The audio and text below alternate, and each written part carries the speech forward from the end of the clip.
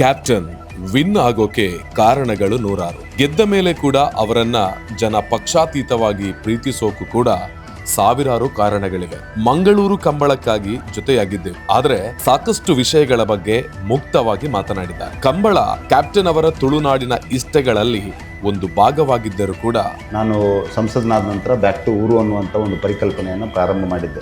9ನೇ ವರ್ಷದ ಮಂಗಳೂರು ಕಂಬಳ ಹಲವು ಹೊಸತನಗಳಿಗೆ ಮುನ್ನುಡಿಯಾಗಿದೆ. ಅದು ಏನು ಅನ್ನೋದು ಇವತ್ತಿನ ನಮ್ಮ ವಿಡಿಯೋದಲ್ಲಿ ಪೂರ್ತಿಯಾಗಿ ಹಾಕಿದ್ದೇನೆ. ಕಂಪ್ಲೀಟ್ ಆಗಿ ನೋಡಿ. ನಮ್ಮ ತುಳುನಾಡಿನ ಕಂಬಳವನ್ನ ಉಳಿಸಿ ಬೆಳೆಸುವ ಕಾಯಕದಲ್ಲಿ ಕ್ಯಾಪ್ಟನ್ ಜೊತೆಗೆ ನಾವು ಜೊತೆಯಾಗೋಣ.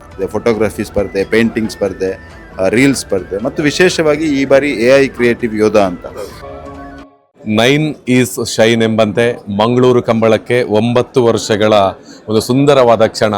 9 ವಿಶೇಷವಾದ ಕಾರ್ಯಕ್ರಮಗಳನ್ನು ಮಾಡೋದಕ್ಕೆ ನಮ್ಮ ಸಂಸದರು ಜೊತೆಗೆ ಅವರ ದೊಡ್ಡ ತಂಡ ಇವತ್ತು ಹೆಜ್ಜೆಯನ್ನು ಇರಿಸಿದೆ.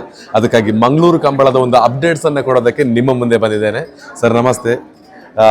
ಎಲ್ಲರೂ ಕೂಡ ಬಹಳಷ್ಟು ಖುಷಿಯಾಗಿ ಡಿಸೆಂಬರ್ 27ಕ್ಕೆ ಮಂಗಳೂರಿನ ಗೋಲ್ಡ್ ಫಿಂಚ್ ಗ್ರೌಂಡಲ್ಲಿ ಸೇರಬೇಕು ಅಂತೇಳಿ ವೆಯ್ಟ್ ಮಾಡ್ತಾ ಇದ್ದಾರೆ. ಏನು ಈ 9 ವರ್ಷದ ಸಂಭ್ರಮದಲ್ಲಿ ನಾವೆಲ್ಲ ಕೂಡ ಸೇರುವುದಕ್ಕೆ ವಿಶೇಷವಾದ ಆಕರ್ಷಣೆಗಳಿದೆ ಅಂತ ನೋಡಿ. 9 ಬಾರಿ ವಿಶೇಷವಾದ ಸಂಖ್ಯೆ. ನಮ್ಮದು ಈ ವರ್ಷ 9ನೇ ವರ್ಷದ ಕಂಬಳ. ಡಿಸೆಂಬರ್ 27, 7+2 ಸೇರಿಸಿದ್ರು 9. ಹಾಗಾಗಿ 9ನೇ ವರ್ಷದ ಕಂಬಳ 9 ಸಂಖ್ಯೆ ಕೂಡಿ ಬರುವ ರೀತಿಯಲ್ಲಿ ನಡೀತಾ ಇದೆ. ಈ ವರ್ಷ ನಾವು ಪ್ರತಿ ವರ್ಷದ ನಮ್ಮ ಕಂಬಳ ಯಾವ ರೀತಿ ಇದೆ ಅಂದರೆ, ನಮ್ಮ ಕಂಬಳ ಮಾಡಿರುವಂಥ ಉದ್ದೇಶವೇ ನಾವು ಎಲ್ಲರನ್ನ ಜೋಡಿಸಿಕೊಂಡು ಕಂಬಳವನ್ನು ಮಾಡಬೇಕು ಮತ್ತು ಹೊಸ ಪೀಳಿಗೆ ಜನ ಕಂಬಳದಲ್ಲಿ ಪಾಲ್ಗೊಳ್ಳಬೇಕು ಮತ್ತು ಹೊರ ಭಾಗದಿಂದ ಮಂಗಳೂರಿನಲ್ಲಿ ಬಂದು ಇರುವಂಥವರಿಗೆ ಕಂಬಳವನ್ನು ನೋಡುವ ಅವಕಾಶ ಸಿಗಬೇಕು ಅನ್ನೋದು. ಹಾಗಾಗಿ ನಾವು 9 ಚಟುವಟಿಕೆಗಳನ್ನು, 9 ಆ್ಯಕ್ಟಿವಿಟೀಸನ್ನು, 9 ಕಾರ್ಯಕ್ರಮಗಳನ್ನು ಯಾಕೆ ಮಾಡ್ತಾ ಇದ್ದೀವಿ ಅಂದರೆ, ಎಲ್ಲರೂ ಜೋಡಿಸಿಕೊಂಡು ಈ ಕಂಬಳ ಆಗಬೇಕು ಅನ್ನೋದು. ಬೇರೆ ಬೇರೆ ಕಾಂಪಿಟೇಷನ್ಸ್ ಇದೆ, ಒಂದು 4 ಸ್ಪರ್ಧೆಗಳಿದೆ. ಫೋಟೋಗ್ರಫಿ ಸ್ಪರ್ಧೆ, ಪೇಂಟಿಂಗ್ ಸ್ಪರ್ಧೆ, ರೀಲ್ಸ್ ಸ್ಪರ್ಧೆ ಮತ್ತು ವಿಶೇಷವಾಗಿ ಈ ಬಾರಿ AI ಕ್ರಿಯೇಟಿವ್ ಯೋಧ ಅಂತ. ಕ್ರಿಯೇಟಿವ್ ಆ್ಯಕ್ಟಿವಿಟಿ ಮಾಡುವ ಅವನು ಕೂಡ ಒಬ್ಬ ಯೋಧನ ರೀತಿಯಲ್ಲಿ ಕ್ರಿಯೇಟಿವ್ ಯೋಧ ಅನ್ನುವಂಥ ಒಂದು ಸ್ಪರ್ಧೆಯನ್ನು ಕೂಡ ಇಟ್ಕೊಂಡಿದ್ದೇವೆ. ಅದರ ಜೊತೆಗೆ 5 ಕಾರ್ಯಕ್ರಮಗಳು. ಈ ದೇಶದಲ್ಲಿ ಇವತ್ತು ರಾಣಿ ಅಬ್ಬಕ್ಕರ 500ನೇ ವರ್ಷದ ಜನ್ಮಾಚರಣೆಯ ನಡೀತಾ ಇರುವಂಥ ಸಂದರ್ಭದಲ್ಲಿ ಅದಕ್ಕೆ ಪೂರಕವಾಗಿ ಒಂದು ಕಾರ್ಯಕ್ರಮವನ್ನು ಅಲ್ಲಿ ಜೋಡಿಸಿದ್ದೇವೆ. ವಂದೇ ಮಾತರಂನ 150ನೇ ವರ್ಷಾಚರಣೆ ನಡೀತಾ ಇದೆ, ಅದಕ್ಕೆ ಪೂರಕವಾದಂಥ ಒಂದು ಕಾರ್ಯಕ್ರಮ. ಏಕ್ ಪೇಡ್ ಮಾ ಕಿ ನಾಮ್ ಅನ್ನುವಂಥ ಒಂದು ಪ್ರಧಾನಮಂತ್ರಿಯವರ ಕಲ್ಪನೆ, ಅದಕ್ಕೆ ಪೂರಕವಾಗಿ ಒಂದು ಕಾರ್ಯಕ್ರಮ. ಜೊತೆಗೆ ಓಲ್ಡ್ ಏಜ್ ಹೋಮ್ಸ್ನಿಂದ ಹಿರಿಯ ನಾಗರಿಕರನ್ನು, ಯಾರು ಇವತ್ತು ಮಕ್ಕಳು ಇಲ್ಲದೆ ಹಿರಿಯ ನಾಗರಿಕರು ಆಶ್ರಮದಲ್ಲಿದ್ದಾರೆ, ಈ ರೀತಿಯ ಹೋಮ್ಸ್ಗಳಿದ್ದಾರೆ, ಅವರನ್ನು ಒಂದು ಅವ್ರ ಮಕ್ಕಳಿರ್ತಿದ್ರೆ ಪ್ರಾಯಶಃ ಅವ್ರು ಕರ್ಕೊಂಡು ಬರ್ತಿದ್ರು. ನನಗೆ ವಿಶೇಷವಾಗಿ ಅವರು ಆಶೀರ್ವಾದವನ್ನು ಮಾಡಿದ್ದಾರೆ. ಚುನಾವಣೆಯ ಸಂದರ್ಭದಲ್ಲಿ ಕೂಡ ನಾನಲ್ಲಿ ಹೋಗಿ ಭೇಟಿಯಾಗಿದ್ದೆ, ಅವರನ್ನು ಮಾತನಾಡಿಸಿದ್ದೆ. ಅದೊಂದು ಅತ್ಯಂತ ಭಾವನಾತ್ಮಕ ಸನ್ನಿವೇಶ ನನಗೆ ಆಗಿತ್ತು. ಹಾಗಾಗಿ ಈ ಕಾರ್ಯಕ್ರಮದಲ್ಲಿ ನಾನು ಅವರನ್ನು ಕೂಡ ಕರ್ಕೊಂಡು ಬಂದು ಅವರನ್ನು ಕಂಬಳವನ್ನು ತೋರಿಸಬೇಕು ಅನ್ನೋಂಥ ಒಂದು ಪ್ರಯತ್ನವನ್ನು ಮಾಡಿದ್ದೇನೆ. ಇದೊಂದು ಬಹಳ ಒಂದು ಅದ್ಭುತವಾದ ಕಾನ್ಸೆಪ್ಟ್. ಅವರ ಮಕ್ಕಳು ಅವ್ರ ಜೊತೆಗೆ ಇಲ್ಲದಿದ್ರೂ ಕೂಡ ಅವರ ಮಗನಾಗಿ ಈ ಕೆಲಸವನ್ನು ತಾವು ಮಾಡ್ತಾ ಇದ್ದೀರಿ ಅಂತ ಹೇಳುವಂಥದ್ದು ಗೊತ್ತಾಗ್ತದೆ. ಇದು ಯಾವತ್ತಾದ್ರೂ ನಿಮ್ಮ ಜೊತೆ ಬೇಡಿಕೆಯನ್ನು ಇಟ್ಟಿದ್ರ, ನನಗೆ ಬರಬೇಕು, ಇದನ್ನೆಲ್ಲ ನೋಡಬೇಕು, ನಾಡಿನ ಸಂಸ್ಕೃತಿಯನ್ನೆಲ್ಲ ನೋಡುವಂಥ ಅವಕಾಶ ನನಗೆ ಸಿಗಲಿಲ್ಲ, ನಾವು ನೋಡಬೇಕು ಅಂತ ಹೇಳುವಂಥದ್ದು ಯಾವತ್ತಾದ್ರೂ ಹೇಳಿದ್ರೆ ಅವರು? ಇಲ್ಲ, ಆ ರೀತಿ ಬೇಡಿಕೆಯನ್ನು ಇಟ್ಟಿಲ್ಲ. ಬಟ್ ನಾನು ಅವರನ್ನು ಹೋಗಿ ಚುನಾವಣೆ ನಂತರ ಹೋಗಿ ಭೇಟಿಯಾಗಿದ್ದೆ. ಆ ಸಂದರ್ಭದಲ್ಲಿ ಒಂದು ಆಶೀರ್ವಾದವನ್ನು ಮಾಡಿದರು. ಈ ರೀತಿಯ ಸಂಸ್ಥೆಗಳನ್ನು ನಡೆಸುವವರು ಕೂಡ ಅವರ ಮಕ್ಕಳ ರೀತಿಯಲ್ಲಿ ಅವರನ್ನು ನೋಡಿಕೊಳ್ತಾ ಇದ್ದಾರೆ ಅಲ್ಲಿ. ಅದನ್ನು ನೋಡುವಾಗ ಅತ್ಯಂತ ಒಂದು ಭಾವನಾತ್ಮಕವಾದಂಥ, ಮನಸ್ಸಿಗೆ ತಟ್ಟುವಂಥ ಒಂದು ಇದಾಗಿತ್ತು. ಹಾಗಾಗಿ ಅಂಥ ಹಿರಿಯರನ್ನು ಇವತ್ತು ಯಾರೂ ಇಲ್ಲ ಅನ್ನುವಂಥ ಭಾವನೆ ಅವರಿಗೆ ಬರಬಾರ್ದು. ಅವರನ್ನು ಇವತ್ತಲ್ಲಿ ನೋಡ್ಕೊಳ್ತಾ ಇರೋದೇ, ಅವ್ರ ಜೊತೆಗೆ ನಾವು ಇದ್ದೇವೆ ಅನ್ನುವಂಥ ಸಂಸ್ಥೆಗಳೇ ಅವ್ರನ್ನ ನೋಡ್ಕೊಳ್ತಾ ಇರೋದು. ಅದರ ಜೊತೆಗೆ ಅವರಿಗೂ ಕೂಡ ಸಾಮಾಜಿಕ ಚಟುವಟಿಕೆಗಳಲ್ಲಿ, ಈ ರೀತಿಯ ಸಾಂಸ್ಕೃತಿಕ ಉತ್ಸವಗಳಲ್ಲಿ ಪಾಲ್ಗೊಂಡು ಭಾಗವಹಿಸಬೇಕು ಅನ್ನುವಂಥ ಯೋಚನೆ ನಮ್ಗೆ ಬಂದಿತ್ತು. ಅದನ್ನು ನಾವು ಇವತ್ತು ಇಂಪ್ಲಿಮೆಂಟ್ ಮಾಡೋ ಪ್ರಯತ್ನವನ್ನು ಮಾಡ್ತಾ ಇದ್ದೇವೆ. ಅದೇ ಡಿಸೆಂಬರ್ 27ಕ್ಕೆ BTS ಎಲ್ಲ ಚಾನೆಲ್ಗಳಲ್ಲಿ ಲೈವ್ ಬರ್ತಾ ಇದ್ರು ಕೂಡ ನಮ್ಮಲ್ಲಿ ಅದರ ಹಿಂಭಾಗದಲ್ಲೆಲ್ಲ ಏನೆಲ್ಲ ಆಗುತ್ತೆ ಅದೆಲ್ಲವನ್ನು ಕೂಡ ತೋರಿಸುವಂಥ ಪ್ರಯತ್ನವನ್ನು ನಾನು ಕೂಡ ಮಾಡ್ತೇನೆ. ಸೊ ಇಂಥ ಅವಕಾಶ ಕೊಟ್ಟಿರೋದಕ್ಕೆ ತಮಗೆ ಧನ್ಯವಾದ. ಒಂದೇ ಮಾತಿನಲ್ಲಿ ನಮ್ಮ ಪೂರ್ತಿ ತುಳುನಾಡನ್ನು, ಕರ್ನಾಟಕವನ್ನು ಬೇರೆ ಬೇರೆ ಕಡೆಯಲ್ಲಿ ನೋಡ್ತಿರ್ತಕ್ಕಂಥವ್ರನ್ನು ಯಾವ ರೀತಿ ಸ್ವಾಗತಿಸ್ತೀರಿ ಕಂಬಳಕ್ಕೆ? ನಾನು ಪ್ರತಿಯೊಬ್ಬರನ್ನು ಬ್ಯಾಕ್ ಟು ಊರು ಕರೀತಾ ಇದ್ದೇನೆ. ನಮ್ಮೂರಿನ ಜನ ಯಾರೆಲ್ಲ ಹೊರಗಡೆ ಹೋಗಿ ಸಾಧನೆಗಳನ್ನು ಮಾಡಿದಾರ, ಬೇರೆ ಬೇರೆ ಉದ್ಯೋಗದಲ್ಲಿದ್ದಾರ, ಅವರೆಲ್ಲರೂ ತಮ್ಮ ಊರಿನ ಬಗ್ಗೆ ಯೋಚನೆ ಮಾಡಬೇಕು ಅನ್ನುವಂಥ ಕಾರಣಕ್ಕೆ ನಾನು ಬ್ಯಾಕ್ ಟು ಊರು ಈ ಮೂಮೆಂಟನ್ನು, ಒಂದು ಅಭಿಯಾನವನ್ನು, ಒಂದು ಪ್ರಯತ್ನವನ್ನು ಮಾಡ್ತಾ ಇರುವಂಥದ್ದು. ಅದಕ್ಕೆ ಪೂರಕವಾಗಿ ಈ ಬಾರಿ 9 ಜನ ಸಾಧಕರನ್ನು, ಯಾರು ಬೇರೆ ಕಡೆಗಳಲ್ಲಿ ಇದ್ದು ಇವತ್ತು ನಮ್ಮೂರಿಗೆ ಬಂದು ಉದ್ಯಮವನ್ನು ಸ್ಥಾಪನೆ ಮಾಡಿದ್ದಾರೆ, ಬೇರೆ ಯಶಸ್ಸನ್ನು ಕಂಡಿದ್ದಾರೆ, ಅವರನ್ನು ಗೌರವಿಸುವಂಥ ಒಂದು ಕಾರ್ಯಕ್ರಮವನ್ನು ಕೂಡ ಮಾಡ್ತಾ ಇದ್ದೇವೆ. ಹಾಗಾಗಿ ಈ ಸಂದರ್ಭದಲ್ಲಿ ನಾನು ವಿನಂತಿಯನ್ನು ಮಾಡೋದು, ಈ ಮಂಗಳೂರು ಕಂಬಳದ ಸಂಭ್ರಮವನ್ನು ನೋಡಲಿಕ್ಕೆ ನಮ್ಮೂರಿನ ಎಲ್ಲ ಜನರು ಯಾರೆಲ್ಲ ಹೊರಗಡೆ ಇದ್ದಾರೆ ಅವರೆಲ್ಲರೂ ಬಂದು ಈ ಕಂಬಳದಲ್ಲಿ ಬಂದು ಪಾಲ್ಗೊಳ್ಬೇಕು. ತುಳುನಾಡಿನ ಸಂಸ್ಕೃತಿಯ ಜೊತೆಗೆ ತಾವಿರಬೇಕು, ನಮ್ಮೂರಿನ ಜೊತೆ ನಾವಿರಬೇಕು. ನಮ್ಮೂರಿನ ಹೊಸ ಪ್ರಯತ್ನಗಳಿಗೆ ನಿಮ್ಮ ಬೆಂಬಲ ಸಿಗಬೇಕು. ನಮ್ಮೂರಿನಲ್ಲಿ ಯಾರಾದರೊಬ್ಬ ಯುವಕ ಒಂದು ಹೊಸ ಉದ್ಯಮವನ್ನು ಸ್ಥಾಪನೆ ಮಾಡ್ತಾ ಇದ್ದರೆ ಅವನಿಗೆ ಪೋಷಣೆ ಕೊಡುವಂಥ, ಅವನನ್ನು ಬೆಳೆಸುವಂಥ, ಧೈರ್ಯ ಕೊಡುವಂಥ ಕೆಲಸವನ್ನು ನೀವು ಮಾಡಬೇಕು. ನಮ್ಮೂರಲ್ಲಿ ಯಾವುದಾದ್ರೂ ಒಂದು ದೈವಸ್ಥಾನ ಜೀರ್ಣೋದ್ಧಾರ ಆಗ್ತದೆ, ನೀವು ಸಹಜವಾಗಿ ಅದಕ್ಕೆ ಬೆಂಬಲವನ್ನು ಕೊಡ್ತಾ ಇದ್ದೀರಿ.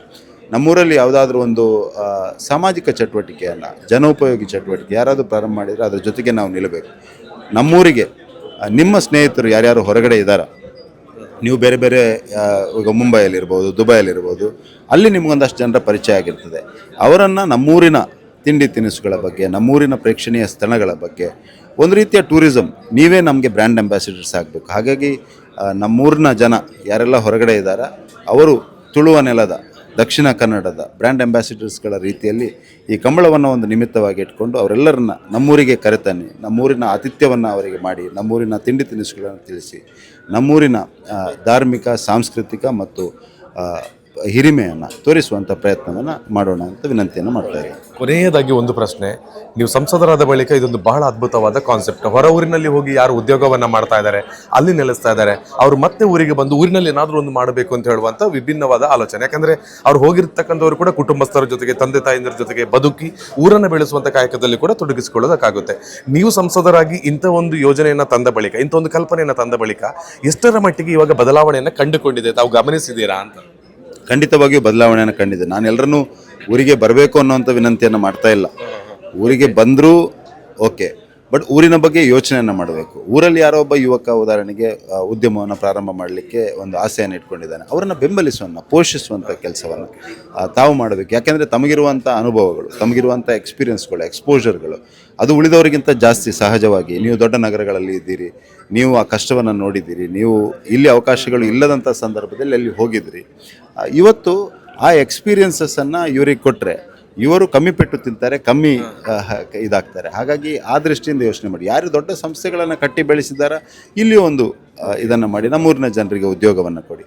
ಯಾರು ನಾನು ಆಗಲೇ ಹೇಳಿದಾಗೆ, ಯಾರು ನೀವು ದುಬೈಯಲ್ಲಿದ್ದೀರಿ ಅಥವಾ ಫಾರಿನ್ ಕಂಟ್ರೀಸಲ್ಲಿದ್ದೀರಿ, ಮುಂಬೈಯಲ್ಲಿದ್ದೀರಿ, ನಿಮ್ಮ ಸುತ್ತಮುತ್ತ ಈ ಭಾಗದ ಜನರಲ್ಲ, ಅವರಿಗೆ ನಮ್ಮೂರಿನ ಪರಿಚಯ, ನಮ್ಮೂರಿನ ಕುಕ್ಕೆಯ ಪರಿಚಯ, ನಮ್ಮೂರಿನ ಕಟೀಲಿನ ಪರಿಚಯ, ನಮ್ಮೂರಿನ ಸಸಿಹಿತ್ಲು ಬೀಚ್ನ ಪರಿಚಯ, ನಮ್ಮೂರಿನ ಸೋಮನಾಥ ದೇವಸ್ಥಾನದ ಪರಿಚಯ, ನಮ್ಮೂರಿನ ಪ್ರೇಕ್ಷಣೀಯ ಸ್ಥಳಗಳ ಪರಿಚಯ ಮಾಡಿ ಒಂದು ಟೂರಿಸಮ್ನ ದೃಷ್ಟಿಯಿಂದಲೂ ಕೂಡ ತಾವು ಬ್ರ್ಯಾಂಡ್ ಅಂಬಾಸಿಡರ್ಸ್ಗಳಾಗಿ ಅವರನ್ನು ಕರ್ಕೊಂಡು ಬನ್ನಿ, ಇಲ್ಲಿ ಉಳಿಸಿ. ಈ ಕಂಬಳಕ್ಕೆ ಬರುವಂಥ ಸಂದರ್ಭದಲ್ಲಿ ಒಂದು 4 ಜನ ಸ್ನೇಹಿತರನ್ನು ನಿಮ್ಮ ಕರ್ಕೊಂಡು ಬನ್ನಿ, ನಿಮ್ಮ ಮನೆಯಲ್ಲಿ ನಮ್ಮೂರಿನ ಒಳ್ಳೆಯ ತಿಂಡಿ ತಿನಿಸುಗಳನ್ನು ಅವರಿಗೆ ಪರಿಚಯ ಮಾಡಿ.